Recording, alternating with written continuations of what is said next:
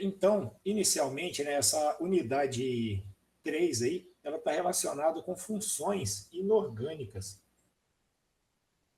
E em relação a funções inorgânicas, essas funções, normalmente, elas são 4 tipos, né, de funções, entre as quais a gente tem os ácidos, as bases, os sais e os óxidos. Ah, Wagner, só tem esses tipos de função? Não, existem outras funções inorgânicas, outros grupos, né, de funções inorgânicas, e como os hidretos, por exemplo, que não vão ser abordados aqui nessa disciplina, certo? A etapa inicial aí seria a gente conseguir diferenciar pelas fórmulas estruturais, tá? A que função cada fórmula pertence, né? Ou cada substância pertence. Então, essa etapa inicial ela é bem fundamental e eu peço a vocês que se manifestem aí no caso de dúvida, tá? Então, eu vou colocar aqui a representação de algumas moléculas, tá?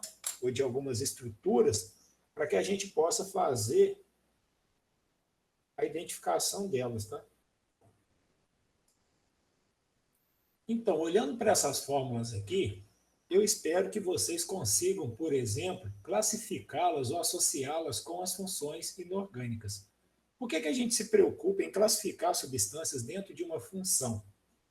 A partir do momento que você consegue determinar a que função pertence uma substância, essa função ela passa a ser, essa substância, ela passa a ter as mesmas propriedades que as demais moléculas ou as demais substâncias pertencentes àquela função.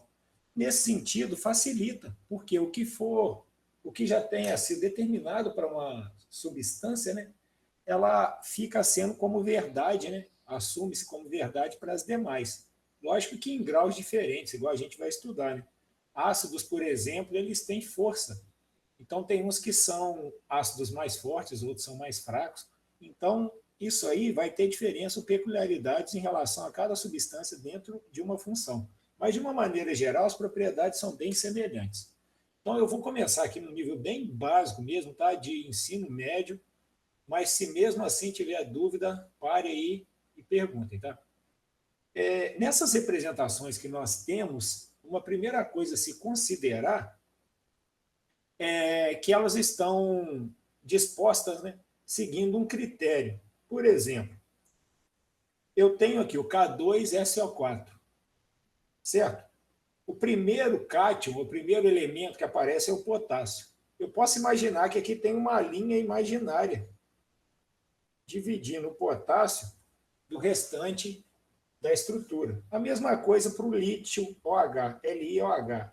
Eu tiro o primeiro elemento químico e imagino uma linha imaginária, passando e separando os dois. Aqui também, ó, certo? Vou pegar para essas 3 classes principais aqui. Bem, o que fica do lado esquerdo, tá? Normalmente é o cátion, que vai ter carga positiva, e o que sobra tem carga negativa. A mesma coisa aqui, ó.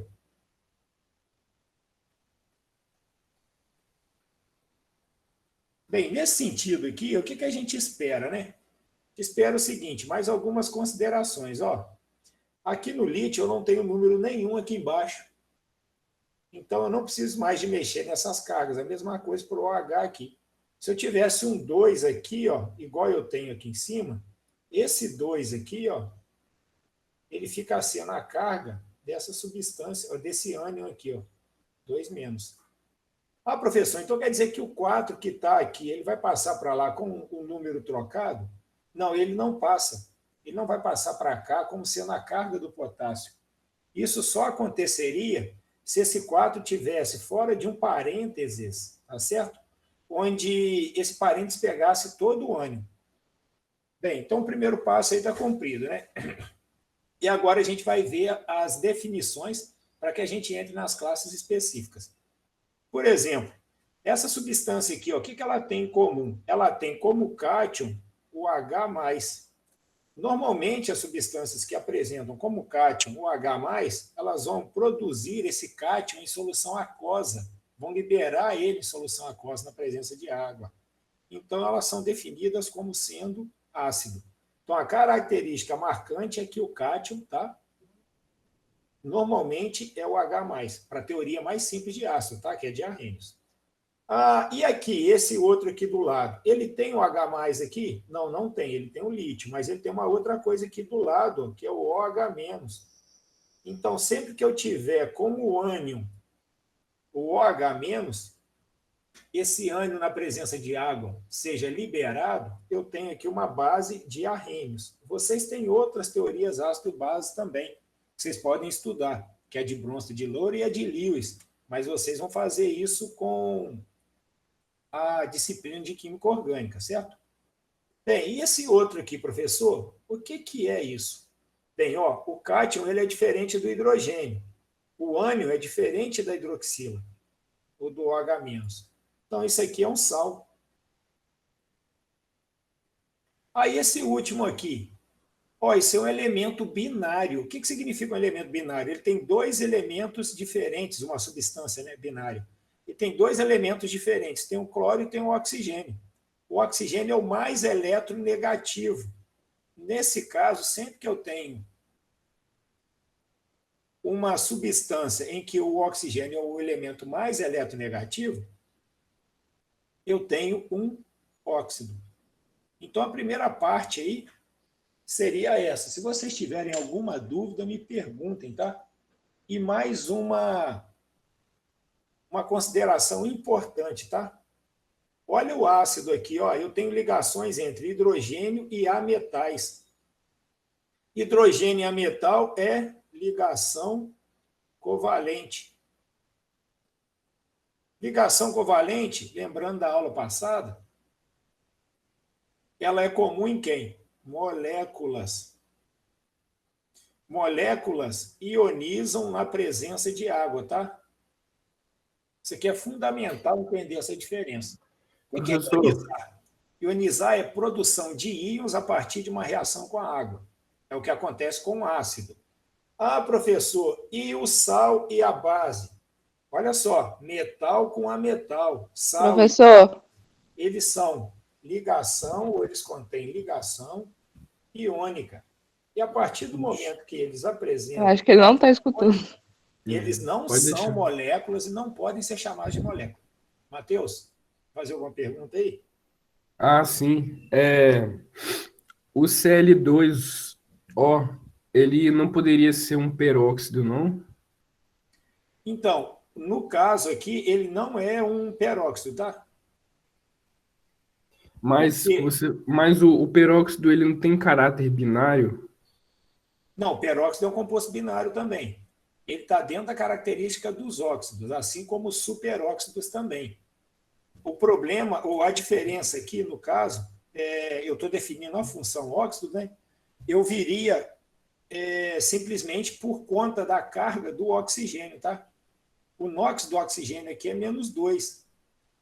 Sempre que o Sim. oxigênio no composto binário tiver com NOx -2, Sim. ele vai ser um Entendi. óxido. O peróxido ele tem NOx -1 e no É. superóxido ele tem NOx -0,5. Entendi. Essa aí que Tá vai ser a ok. diferença entre eles. Como que eu vejo esses óxidos, Wagner? Você vê ele de uma maneira simples, tá? O oxigênio, por exemplo, ele é da família 6A, ou da coluna 16. Então, ele já tem 6 elétrons na última camada. A tendência é que ele forme uma ligação covalente adquirindo mais 2 elétrons, ou compartilhando 2 elétrons. Se ele recebe 2 elétrons, que eu digo, se compartilha 2 elétrons, né? Ele fica com a carga -2.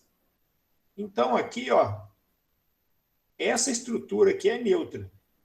Se eu tenho -2 do lado de cá, eu vou ter que ter um X aqui, que a soma aqui dê zero, porque a carga é neutra. Então, vamos fazer a conta aqui, Matheus. 2 vezes x vai dar 2x. 1 vezes -2 dá -2. A soma disso aqui tem que ser zero. Certo? Então, o x aqui, ele vai ter que ser 1. Então, a carga do cloro aqui,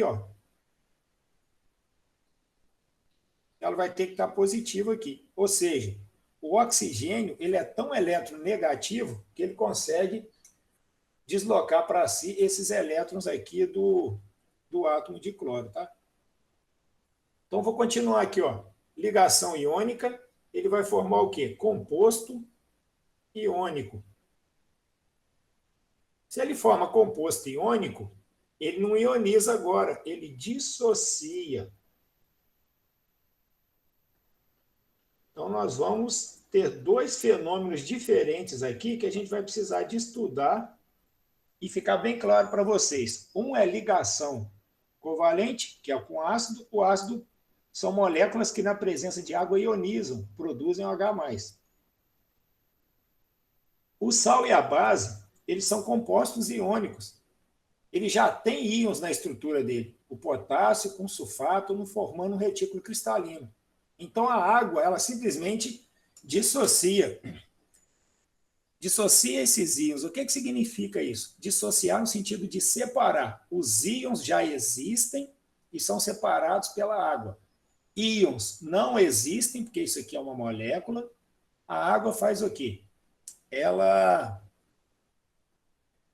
produz íons, tá certo?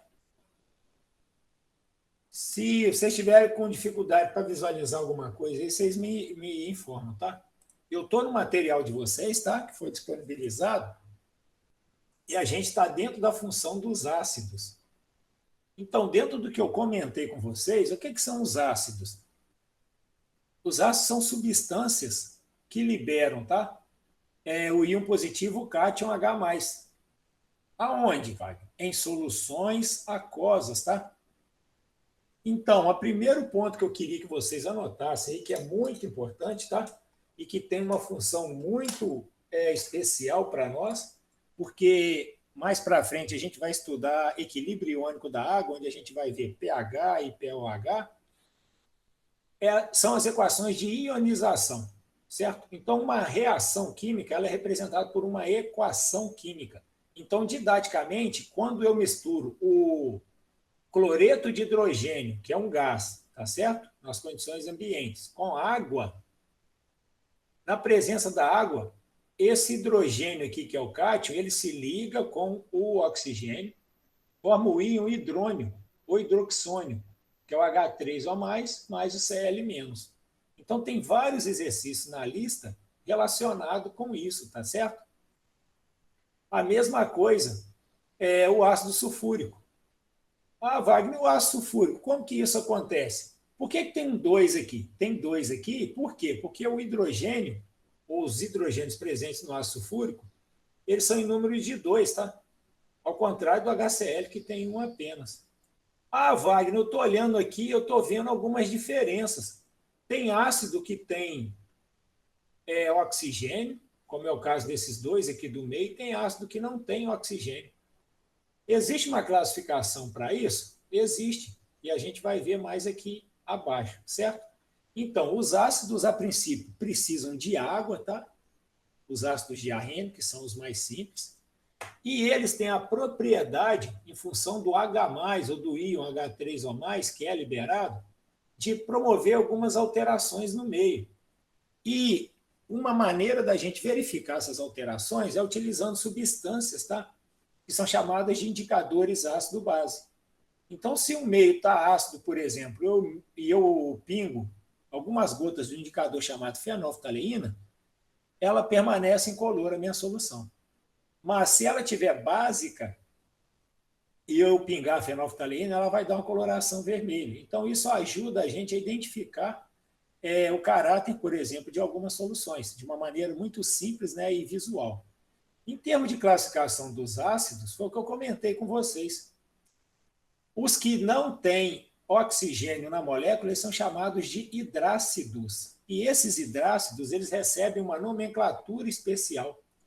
Por exemplo, todo hidrácido ele recebe o nome de ácido mais o elemento químico com a terminação hídrico. Isso aqui é muito importante porque quando a gente estuda sal, em função da nomenclatura do ácido, a gente dá a nomenclatura para o ânion, que é originado. Então, um exemplo aqui é o ácido que tem o bromo, chamado de ácido bromídrico. Aí os oxiácidos, Wagner, eles têm o oxigênio na estrutura, então eles já vão ter um nome diferente, a terminação deles vai ser sempre ico ou oso. E aqui eu tenho um exemplo para mostrar para vocês. Bem, Wagner, a gente vai estudar NOx agora? Não, não vamos. E eu vou tentar passar aqui para vocês de uma maneira bem simples, tá? Para que vocês consigam identificar isso, tá? Por exemplo, o ácido sulfúrico, ou os ácidos originados do enxofre. Eles podem ter 4 átomos de oxigênio ou 3 átomos de oxigênio na estrutura, certo? Aí o NOx, ele vem da onde? É uma sigla para número de oxidação. O que está relacionado com oxidação? Oxidação e redução estão relacionados com a perda ou recebimento de elétrons, tá?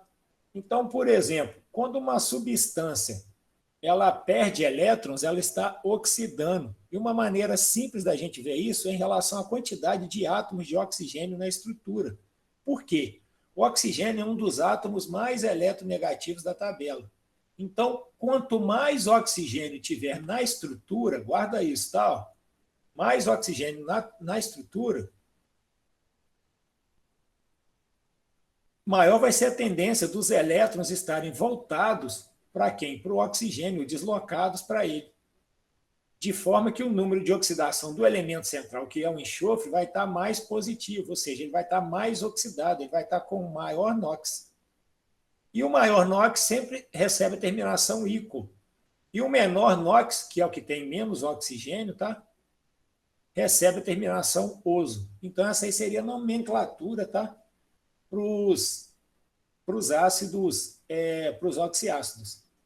E eu vou pedir a vocês que anotem aí, eu vou falar aqui, tá? Os ácidos que são mais comuns, que eu vou estar sempre utilizando com vocês. Por quê? Saber a nomenclatura de todos os ácidos, eu não vou cobrar isso de vocês. Eu quero que vocês tenham uma ideia dos ácidos que são mais comuns, que vocês vão encontrar no laboratório, no dia a dia de vocês. Ácidos específicos, quando eles aparecerem, eu tenho certeza que vocês forem trabalhar com ele, vocês vão acabar aprendendo esses nomes. Então, na minha listinha aí, ó, coloca o ácido sulfúrico, o ácido nítrico, o ácido perclórico, tá? E o ácido carbônico.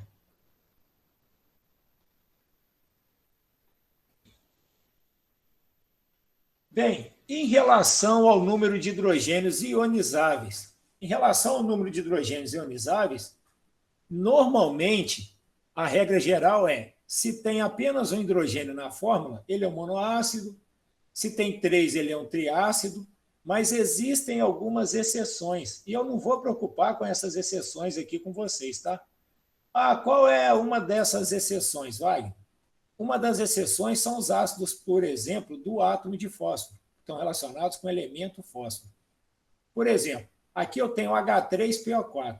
O que é um hidrogênio ionizável? Hidrogênio ionizável é aquele que está ligado a um átomo de oxigênio na estrutura. Por quê? Porque o oxigênio é muito eletronegativo, eu tenho uma diferença de eletronegatividade entre oxigênio e hidrogênio que é grande, então a tendência é que esse hidrogênio se ionize na presença de água, ele é grande também, porque essa ligação ela já está muito polarizada, tá certo? Mas e aí, qual que é a exceção? A exceção, por exemplo, é o H3PO3, certo? No H3PO3, ele é um diácido, porque um dos hidrogênios dele não está ligado diretamente ao oxigênio, ele está ligado ao átomo de fósforo, que é o átomo central. Então, tem algumas exceções, tá? E eu não vou ficar me importando muito com isso para ficar exigindo isso de vocês. Mas tem exercícios aí, tá? E eu peço que vocês os façam, porque vale a pena vocês terem esse conhecimento aí. Em relação às bases elas vão seguir um padrão parecido. Elas também são bases de arrênios, igual eu falei com vocês, e elas precisam de água. Só que o fenômeno da base é diferente do fenômeno do ácido. A base é composto iônico. Então, quando eu misturo com água, eu tenho uma equação de dissociação iônica. Não é ionização mais, tá certo? Isso aí também fica bem claro nos vídeos que foram colocados lá, tá? Para vocês lá terem conhecimento desse processo. Então, aqui também é muito importante para nós, tá? Que vocês aprendam a fazer essas equações. Ah, professor, como é que eu vou fazer essa equação de dissociação? Você vai fazer lembrando do que eu falei com vocês no início da aula. Você imagina que tem uma linha que se passa aqui, uma linha imaginária, logo depois do primeiro elemento. Essa linha imaginária vai separar a estrutura ou a fórmula química em duas partes. No cátio, que é o que fica do lado esquerdo, que é o caso do cálcio aqui, ó. Aí esse 2 vem da onde, Wagner? Vem daqui, ó. Vocês lembram que eu falei que se o número tiver do lado de fora de um parênteses que pega o ânion inteiro, ele fica sendo a carga do cátio, então ele está representado aqui. E ele é também o quê? O número de hidroxilas que tem. Então, isso aqui também é treinamento, tá? E eu peço que vocês não deixem de fazer os exercícios. Bem, e as bases? Elas, olha só, elas têm uma classificação bem parecida com os ácidos. Monobase, dibase, tribase. Aqui é bem mais tranquilo, tá? A gente não fala muito em exceções aqui. Então, normalmente, o número que está aqui, ó, é o número de hidroxilas, é o número que vai permitir a classificação dela. E a solubilidade em água? Ah, esse ponto aqui é muito, muito importante, tá? Eu quero chamar a atenção de vocês.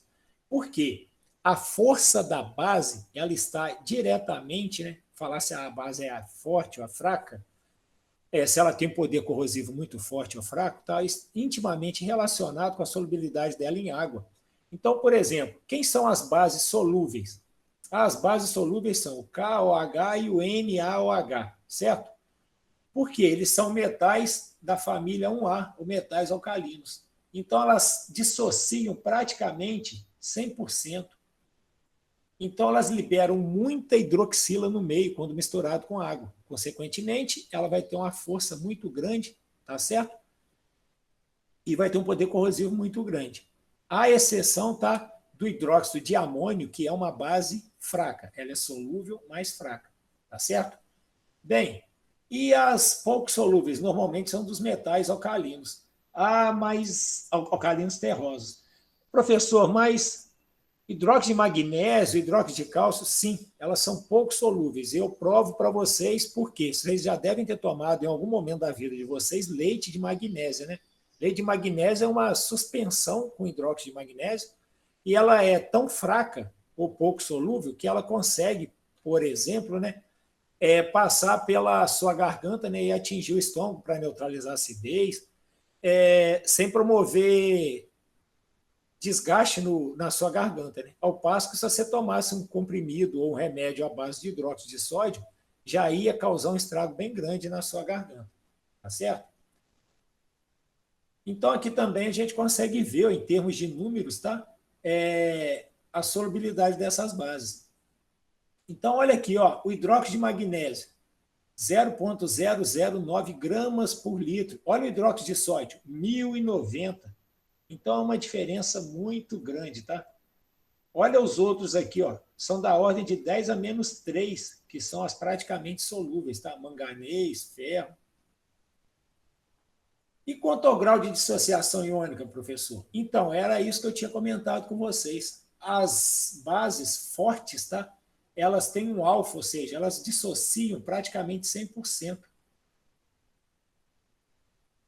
Ao passo que as bases fracas, elas têm uma dissociação menor do que 5%. O que significa isso? Significa o seguinte, se você pegar 100 estruturas, 100 fórmulas de NaOH,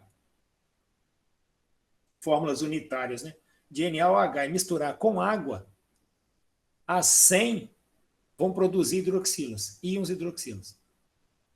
E se eu pegar, por exemplo, o NH4OH, ou pegar uma outra base fraca, significa que a cada 100, apenas 5 vão produzir hidroxilas, ou seja, o poder corrosivo delas vai ser bem menor. Nomenclatura das bases, elas não tem muita dificuldade. Normalmente vai seguir o hidróxido D e o nome do composto que está do lado, o do elemento, né? Que no caso aqui é o sódio ou o potássio. E se ela tiver 2 ou mais hidroxilas? Bem, aí a gente vai usar também a terminação ico e oso, seguindo o mesmo critério dos ácidos, tá? Quem que vai ter a terminação ico? Vai ser aquela que tiver a maior quantidade de oxigênio, maior NOx. Quem que vai ter a terminação oso? Que tem menor quantidade de oxigênio. Então, em relação aos exercícios também, eles vão seguir esse padrão, tá? Vocês vão ter as bases, tá? E vai ser pedido a partir da fórmula que vocês escrevam os nomes, ou a partir dos nomes fazer a proposta das fórmulas. Pessoal, isso aqui é muito importante, pode parecer repetitivo, tá? Mas isso ajuda a guardar e vai dar destreza para vocês, para que vocês escrevam as equações. Então, quando você monta uma fórmula a partir do nome, você consegue entender intuitivamente depois, né, como que essa dissociação dessa substância vai ocorrer na presença da água. Professor, Oi? você podia voltar lá em cima e explicar o. Eu não entendi muito bem o vídeo que você passou do porquê que é hidróxido de ferro 3, 2. Eu não entendi muito bem. Tá. Deixa eu Eu acho que é lá embaixo. Aí, ó. Então, acontece o seguinte, a sua dúvida em relação a respeito de por que usa uma nomenclatura ou outra, com 2 ou 3, É, isso. tá. Isso acontece da seguinte forma. Alguns elementos na natureza, eles têm estados de oxidação diferentes. O ferro, por exemplo, ele pode ocorrer no estado de oxidação 2 mais ou 3 mais. Por exemplo, nessa estrutura aqui, ó, o átomo de ferro ele está combinado com 2 hidroxilos. Então, se eu imaginar essa linha que eu falei com vocês aqui, ó, separando essa estrutura, o ferro fica com carga positiva, certo? Esse 2 que está aqui embaixo, ele está pegando todo o ânion que sobrou aqui, do outro lado da linha.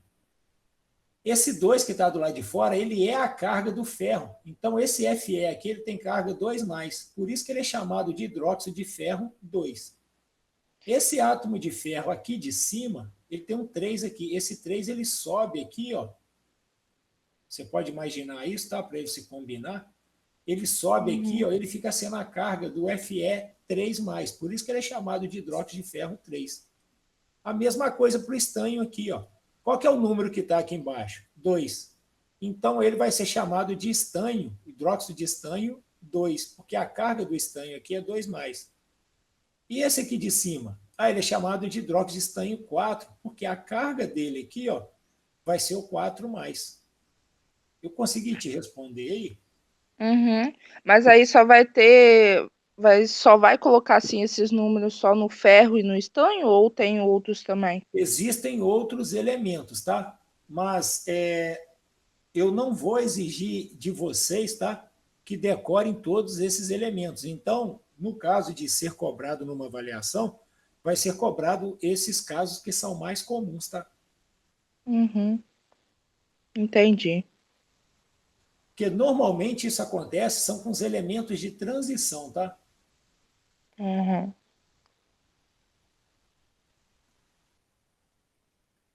Bem, e os óxidos? Então vamos lá dar uma olhada neles agora, ó. Combinações binárias, ou seja, eu tenho sempre 2 elementos diferentes na estrutura, tá? Do oxigênio com outro elemento. O oxigênio também, ó, ele tem que ser o mais eletronegativo, tá certo? Então tem esse conceito aí. Tem que ser binário. Então, todos os 2 aqui são binários. Ó, eu tenho quem? Eu tenho o sódio e tenho o oxigênio. O oxigênio e o zinco. Como o oxigênio está do lado direito, normalmente ele é o mais eletronegativo, é quem vai ficar com carga negativa. Tá certo? Aí o OF2. Ué, o oxigênio não está do lado direito, professor, está do lado esquerdo. É, porque o flúor ele é mais eletronegativo. Então, se ele é mais eletronegativo, ele não pode ser um óxido. Isso, não é um óxido, tá certo? Bem, Em relação à classificação dos óxidos, os óxidos normalmente eles estão relacionados em dois grandes grupos principais, tá? E tem outros dois menores. Os dois principais que eu preciso que vocês saibam é o seguinte: vamos começar pelos básicos, tá? O óxido de sódio, que está aqui, ó, quando o oxigênio estiver ligado com metal, normalmente eu tenho um óxido chamado de óxido básico. O que é um óxido básico? Ele é um óxido que, quando misturado com a água, ele forma uma base. Isso é comum de acontecer, Vale? É comum. Por exemplo, não sei se vocês já viram as pessoas fazendo pintura de parede com cal. A cal ela é formada a partir do momento que você mistura o óxido de cálcio, tá, com água. Aí forma o hidróxido de cálcio, que é a cal que é utilizado para pintura de parede. Mas você não compra o hidróxido de cálcio puro normalmente. Normalmente, o que se para se produzir a cal é utilizado o óxido de cálcio. Então, os elementos ou as ligações entre oxigênio e metais normalmente vão dar óxidos básicos que, com mistura com a água, vão formar a base. Então, eu preciso que vocês tenham isso em mente. Aí, se for uma ligação entre a metal e oxigênio, bem, aí a gente já está indo para o outro lado, já é um outro grupo. Então, ó, eles vão originar os óxidos ácidos, que são os óxidos de não metais. Qual a característica dele, Wagner? Se o básico forma base com água, o óxido ácido, ele vai formar ácido quando ele estiver na presença de água. É o caso aqui do trióxido de enxofre, tá certo? Onde eu tenho a mistura dele com água, eu formo o ácido sulfúrico. Então, em regiões que eu tenho uma grande índice de poluição, normalmente, eu tenho esses óxidos na atmosfera, no processo de precipitação, né, quando ocorrem as chuvas, né, a água das chuvas pode reagir com o SO3 livre na atmosfera ou com gás carbônico e formar óxidos ácidos, né, e danificar pinturas, danificar estátuas e outras coisas mais, tá? Wagner, e os óxidos anfóteros, o que são isso? O que significa? Esses óxidos, eles são óxidos que podem se comportar como ácidos ou como base. E eles são em números pequenos, tá? Normalmente, os exemplos são os óxidos de zinco, óxido de alumínio. Então, dependendo do meio, ele se comporta como um ácido ou como uma base. Se ele tiver, por exemplo, na presença de um ácido, igual o óxido de zinco aqui, ó, ele neutraliza o ácido e forma um sal. Ou seja, se isso aqui é um ácido, claro, o ácido de Arrhenius, que a gente já estudou, o óxido de zinco aqui está se comportando como uma base. Aí embaixo aqui eu tenho óxido de alumínio, só que agora ele está na presença de uma base. Ele está formando o que aqui com a reação? Ele vai formar um sal também, neutralizando essa base. E os últimos, ou a última classe dos óxidos, são os óxidos neutros. Eles são chamados também de indiferentes. São poucos esses óxidos também, tá? Esses óxidos eles não reagem com a água, nem com ácido, nem com base. Então, seria o último grupo aí dos óxidos. Ainda tem os duplos ou mistos, desculpa, tá? Os óxidos duplos ou mistos, ou salinos, né? Um exemplo muito comum é o Fe3O4. O Fe3O4 ele é uma mistura de dois óxidos. Ele é uma mistura do óxido FeO mais o Fe2O3. Isso acontece. Como que acontece, Wagner? Na natureza, no processo de formação. Você pega um minério lá que é explorado para fins comerciais, para a obtenção do ferro, em alguns casos, você tem uma mistura desses dois óxidos no mesmo minério. E os peróxidos? Foi a pergunta do colega no início. Nos peróxidos, o oxigênio ele vai ter um NOx que vale -1. E a gente faz aquela continha, fica claro da gente descobrir, né? Fica fácil de descobrir isso. Porque, normalmente, eles vão estar com essa fórmula aqui, ó. sempre alguma coisa ligada a O2, tá certo? Isso aqui classifica os peróxidos, tá? Permite identificá-los, né? O caso mais comum aí é o peróxido de hidrogênio, né? Que é o H2O2. Você poderia voltar a Posso? falar dos peróxidos? Porque eu acho que a minha internet caiu. Tá. Os peróxidos, eu estava dizendo que ele é identificável facilmente quando você olha, por exemplo, a quantidade de átomos de oxigênio na estrutura. Normalmente, os peróxidos, tá? Eles vão ter um número de 2 átomos de oxigênio na estrutura, tá certo? E o deles, um exemplo mais comum, né, é o peróxido de hidrogênio. Ah, vai, como que eu sei, eu quero tirar a prova se eu tenho realmente um peróxido? A gente pode fazer uma continha igual eu expliquei no início. Isso aqui é uma estrutura que é neutra, ela não tem carga. Aí você vai e olha, por exemplo, o sódio. O sódio está em qual coluna da família periódica? Ela está na 1, então a carga dele é mais 1, certo? Então, se o sódio é mais 1, eu multiplico 2 átomos de sódio vezes 1, que é a carga dele, vai dar 2. Ah, se eu colocar um X aqui no oxigênio em cima, 2 vezes X vai dar 2x.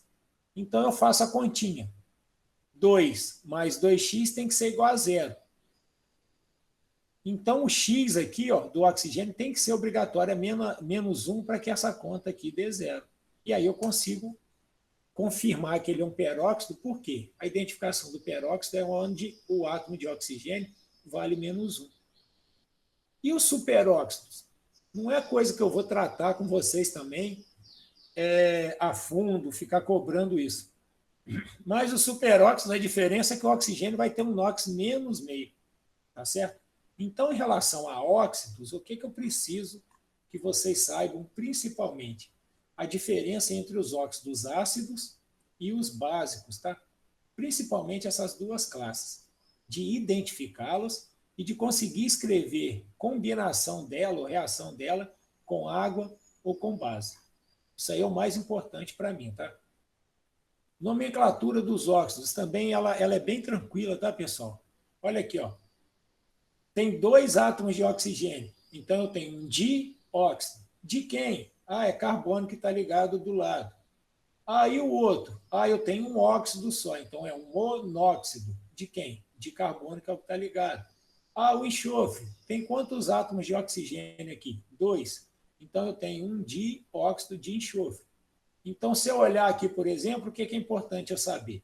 Isso aqui é um composto binário, o oxigênio é o mais eletronegativo, está representado do lado direito. Ele é um óxido ácido, assim como o CO2 também é um óxido ácido. Ou seja, se eu misturar eles com água, eu vou formar ácidos. Óxidos de metais, mesma coisa. Ó. Óxido de, aí qual é o elemento que está ligado? Sódio. Então, vocês não vão ver muita diferença em relação a isso. Teve uma pergunta mais cedo um pouco, que foi em relação à nomenclatura desses óxidos, dos óxidos das bases, em 2 ou 3. Aqui acontece a mesma coisa. Se você faz uma leitura aqui, por exemplo, oxigênio, qual é o número de. Qual família pertence o átomo de oxigênio? Ah, coluna 16. Então, tem 6 elétrons na última camada. Normalmente precisa de mais 2 para ficar com 8. Se ele ganha 2 elétrons, a carga dele é menos 2. Se a carga dele é menos 2, para que essa estrutura aqui tenha a carga igual a zero, o cobre tem que ter NOx mais 2, ou carga mais 2. Então, esse aqui é o óxido de cobre 2, certo? E assim você vai conseguindo descobrir isso aqui. Ó. Mesma coisa, oxigênio de novo. Isso aqui está errado, tá? Você tem que corrigir aí. Ó. Aqui é o óxido de ferro 2, não 3. O 3 é o de cima. O oxigênio aqui ó, tem carga menos 2. Para que isso aqui dê carga igual a zero, se aqui é menos 2, o ferro tem que ser mais 2. Então, tem o óxido de ferro 2. Mesma coisa, mais átomos de oxigênio, terminação ico, menos átomos de oxigênio, terminação oso, relacionado com o número de oxidação. E o nosso último caso, os sais.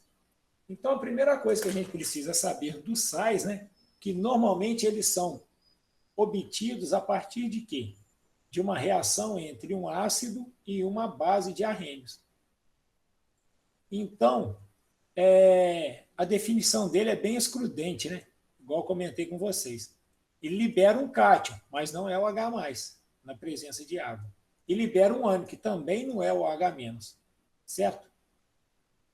Agora, isso aqui eu vou parar para explicar, porque normalmente existe uma dúvida muito grande em relação a isso. Então, eu vou interromper aqui um pouquinho para falar para vocês em relação a essas classes de sais. Eu tenho 4 grupos de sais, tá? O sal normal é o sal neutro. É aquele que não tem hidrogênio nem hidroxila sobrando na estrutura dele. Aí o hidrogenossal. Bem, hidrogenossal já parece um átomo de hidrogênio, tá vendo? Pelo menos. E o hidroxissal? Parece hidroxila. Então, a nomenclatura deles e a maneira como isso ocorre gera normalmente muita dúvida no aluno. Então, eu vou discutir isso com vocês, tá? Já agora, mais para frente. Então, só vou terminar aqui esses exemplos em relação à classificação, que a gente já faço a interrupção aqui e já discuto nomenclatura e essas classes de sais. Então, olha só, em relação à água, eu vou contar uma história para vocês aqui. Ó. Eles podem ser classificados em anidros ou hidratados. O que é o anidro? O A é prefixo de negação. E o hidro é água. Então, o anidro é aquele que não contém água na sua estrutura. Tá? Como que um sal vai conter água na sua estrutura? Durante o processo de formação do sal, ele pode incorporar na estrutura, no retículo dele, moléculas de água da atmosfera. Não que essa água vai dissolver o sal, mas ela é em número menor. E ela vai formar ou vai fazer parte desse retículo cristalino. É o caso dos sais chamados de hidratado. Por que eu preciso de saber disso? Você precisa de saber disso porque se você tiver que preparar uma solução futuramente no laboratório, isso tem que ser levado em conta.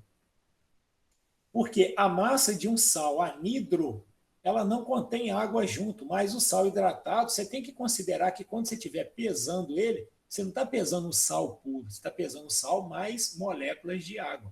Tá certo? Então, isso é importante. Por quê?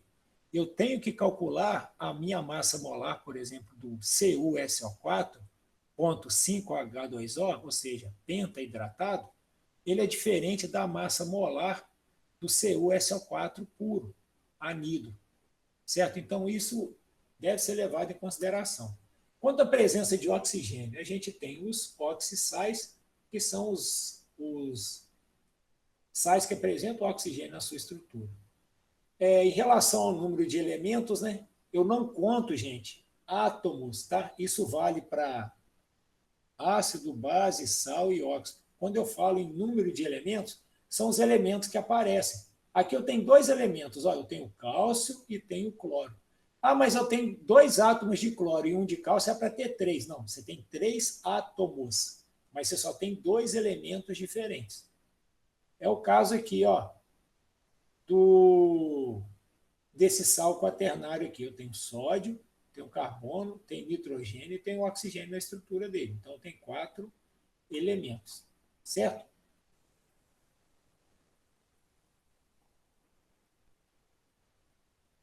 Bem, em alguns momentos ali, me foi perguntado, então, só para tirar essa dúvida aqui, tá? Me foi perguntado a respeito de como que eu vou saber se é 2 ou se é 3. Então, a conta que a gente faz é a seguinte, para esses casos igual do ferro, né? Eu vou imaginar, vou lembrar da minha linha imaginária aqui, separando ele, que fica do lado esquerdo, positivo, lado direito, negativo.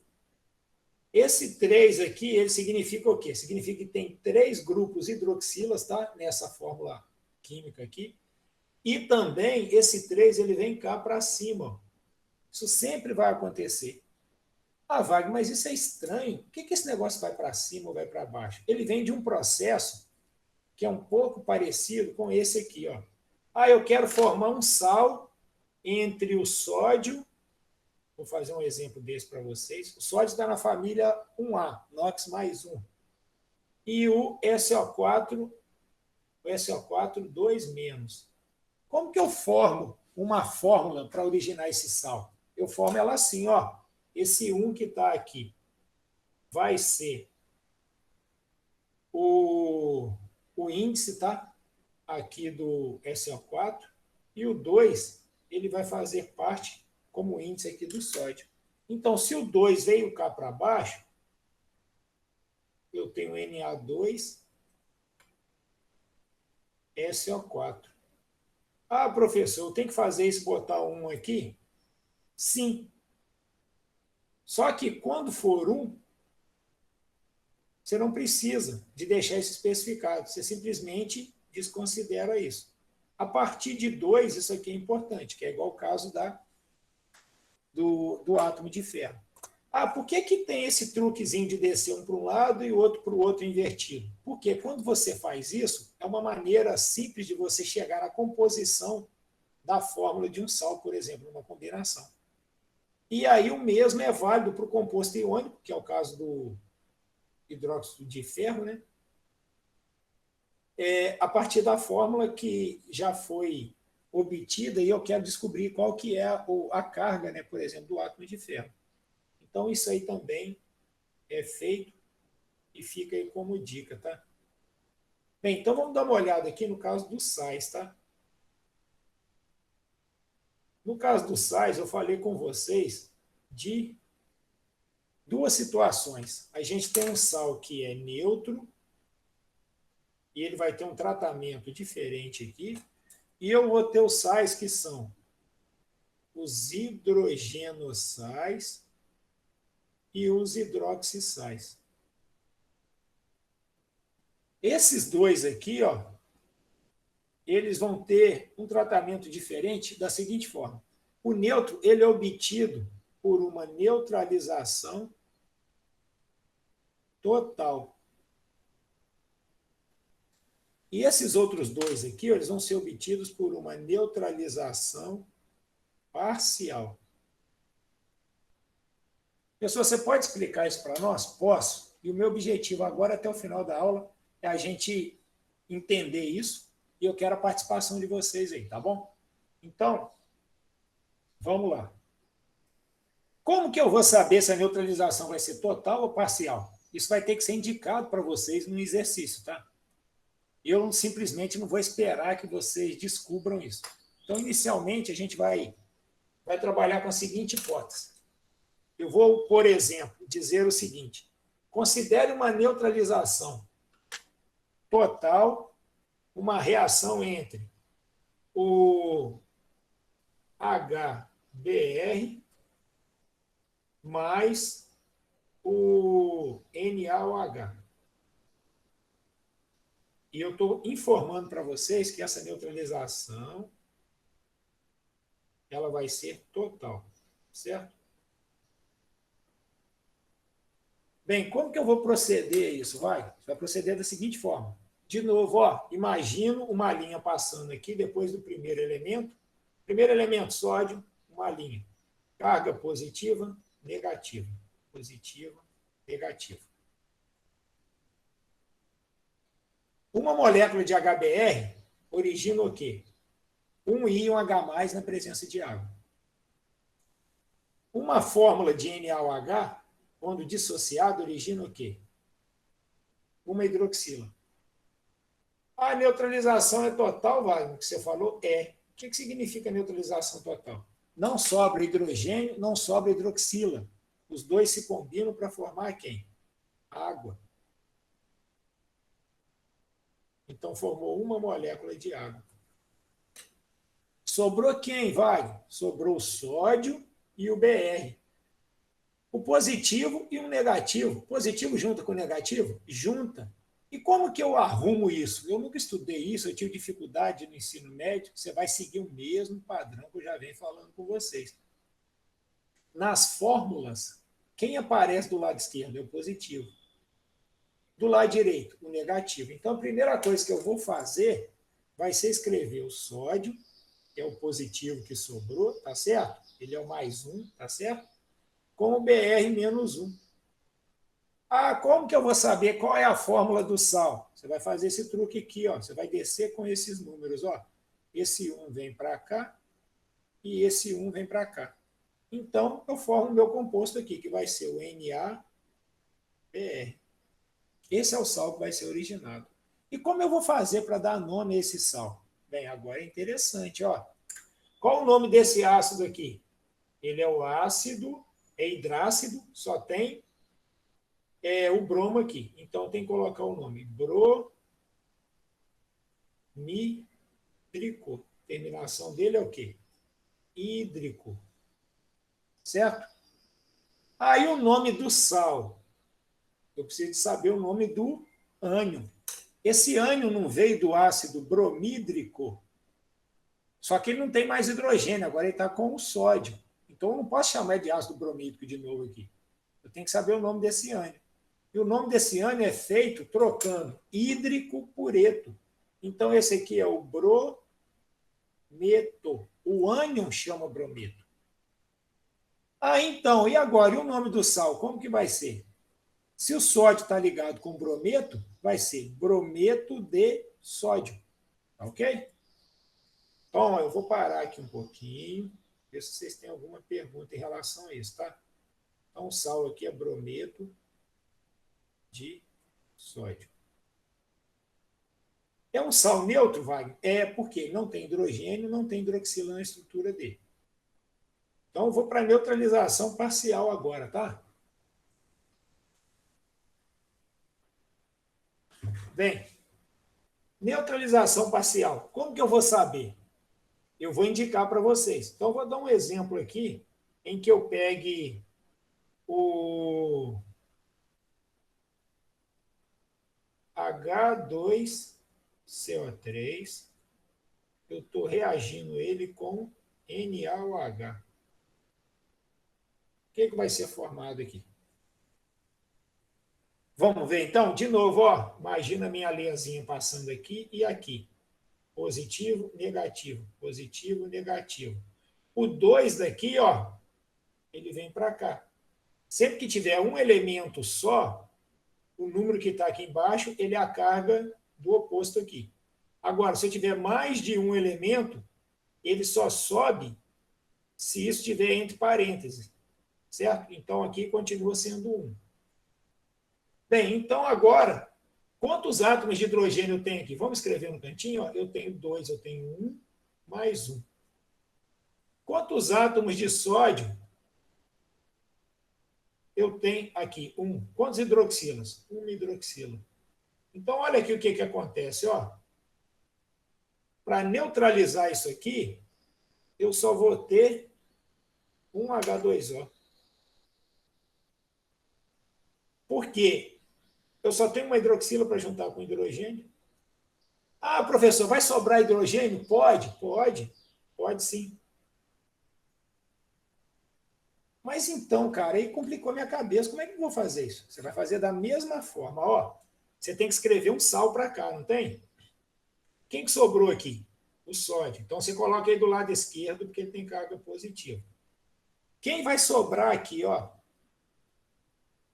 Se eu tirei um hidrogênio, que é o que reagiu, sobra um hidrogênio. Então, sobra HCO3.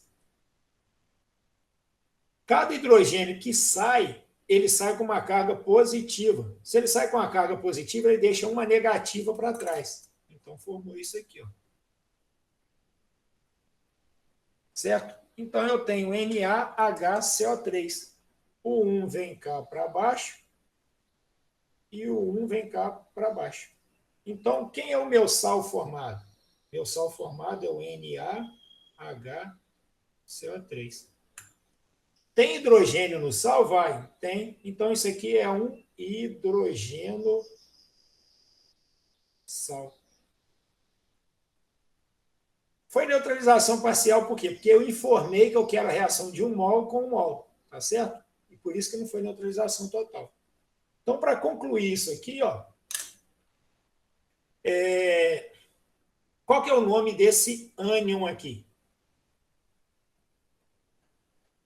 O H2CO3, ele é o ácido carbônico.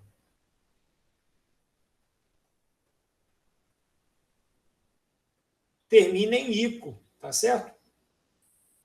Então, o meu ânion tem que terminar em ato. Então, esse ânion aqui, ó, ele vai ser um carbonato. Ah, Wagner, mas não pode ser carbonato, só ele tem hidrogênio. Isso. Então, ele vai ser um hidrogeno carbonato. Ou carbonato ácido. Ou, sempre quando acontecer isso, tá, pessoal? Ó, o número de hidrogênios aqui coincidir com a carga, eu posso chamar também de bicarbonato.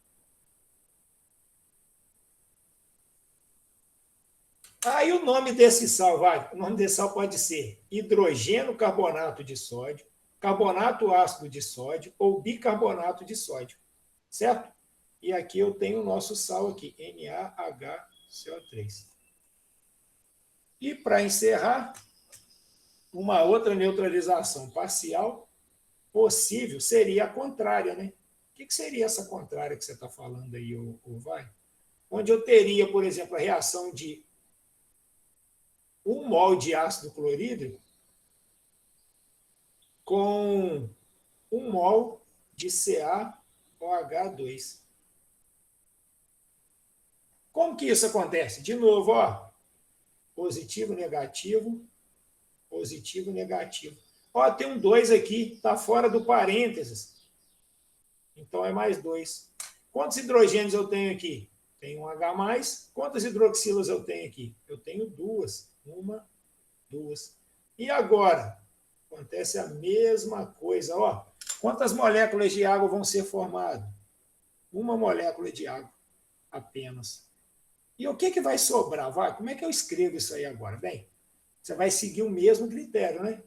Positivo do lado esquerdo, Ca, ligado com OH. Não tinha 2? Um saiu para formar água, sobrou um ainda.